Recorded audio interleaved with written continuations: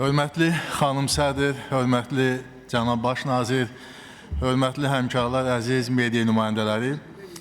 Biz bu günləri Azərbaycan Respublikası Nazirlər Kabinetinin 2025-ci il fəaliyyəti haqqında cənab baş nazirin çox geniş, çox əhatəli bir hesabatını dinlədik. Mükəmməl hazırlanıb, bitkin bir deməli hesabatdır. Və həm nəzəri konseptual yanaşmalar var, həm empirik yanaşmalar var, çox saylı faktlarla, argumentlərlə bu hesabat əsaslandırılıb. Və mən hesabatla çox yaxından tanışan və xeyli də qeydlərim var idi. Ancaq özümə sual verdim ki, əgər cənab baş nazir bu qədər geniş, bu qədər ətraflı məlumat veribsə, yenidən eyni faktların üzərində dayanmağa özümə lüzum bilmədim. Və hesab edirəm ki, 2025-ci ilin ən böyük nailiyyəti odur ki, biz belə qəliz bir ildə, dünya üçün olduqca mürəkkəb bir ildə biz ictimai-siyasi sabitliyi qoruyub saxlamışıq. Bizə ictimai-siyasi sabitlik olmayanda nə iqtisadi inkişafdan danışmaq mümkündür, nə təhlükəsizlik mühitindən danışmaq mümkündür və bir anlıq mən təsəvvür edirəm ki, ictimai-siyasi sabitliyin olmadığı ölkələrdə yeri gəlmişkən olan sayı kifayət qədər çoxdur. Onlarda baş nazirlərin verdiyi hesabatlar hansı vəziyyətdə olur, bunu təsəvvür etmək elə də çətin deyil. Ona görə də ictimai-siyasi sabitliyi biz göz bəbəyi kimi qorumalıyıq və 2025-ci ilində ən böyük nailiyyətlərindən birini bunu hesab edirəm. İctimai-siyasi sabitlik o zaman mümkün olur ki, o zaman xalq ilə hakimiyyət arasında bir monolit birlik olsun.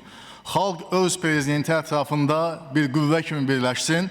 Və bu da o halda olur ki, ölkənin prezidenti məhz xalqının milli mənafelerindən irəli gələn bir siyasət həyata keçirir və bu günləri Azərbaycan xalqı ona görə öz prezidentini sevir, ona görə onun ətrafında bir monolit qüvvə kimi birləşib ki, cənab prezidentin yeritdiyi siyasət sayəsində xalqımızı bütün bəlalardan, təhlükələrdən, təhdidlərdən xilas eləyə bilib, hifz eləyə bilib və bunu bütün dünya görür və dövlətimizin başçısına olan beynəlxalq aləmdəki yüksək etimadın kökündə dayanan fundamental səbəblərdən biri də məhz bunun ilə bağlıdır.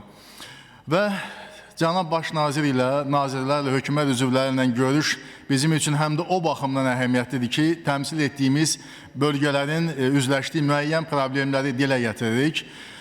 Və cənab baş nazir onu qeyd edeyim ki, keçən dəfə bizim qaldırdığımız bir çox məsələlər öz həllini tapıb, müsbət həllini tapıb. Məsələn, Cəlilabadda son illərdə 35 kənddə elektrik təsərrüfatı kökündən dəyişilib, tamamilə yenilənib.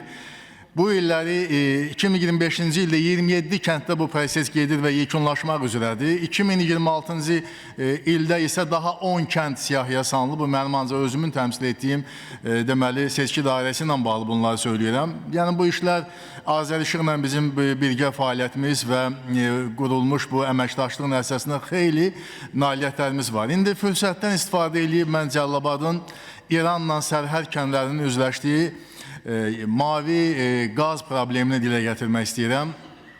Bu günləri Azərbaycan qazla təminat baxımından ölkəmizdə bunun səviyyəsi 96,6%-dir. Bölgələrdə 94,7%-dir. Yüksək nəticədir və hətta mən deyərdim Azərbaycan dünyada əhalinin qazla təminatı nöqteyi nəzərindən, təbii qazla təminat nöqteyi nəzərindən ölkəmiz birinci onluqda deyil, hətta birinci yerdədir. Bunu fakt kimi deyirəm, amma bu bir həqiqətdir.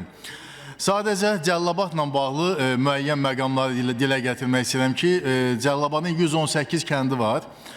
Amma orada bir 60-a yaxın kənddə düzdür, onu da etiraf edeyim ki, onların bir çoxunda kiçik kəndlərdir və bəzən rentabelli olmadığından söylənilib ki, qazın çəkilişində problemlər var. Amma bütövlükdə 5429 abonentin bugünə kimi qaz təminatı yoxdur və mən bu seçkilərimizlə görüşəndə də həmişə bunu dilə gətirirlər və cənab baş naziri, cənab bizim hökumətimizin üzvləri çox xahiş edirəm ki, İranla sərhəd kəndlərin sosial-iqtisadi inkişafı ilə bağlı hər hansı bir layihə həyata keçirilsin.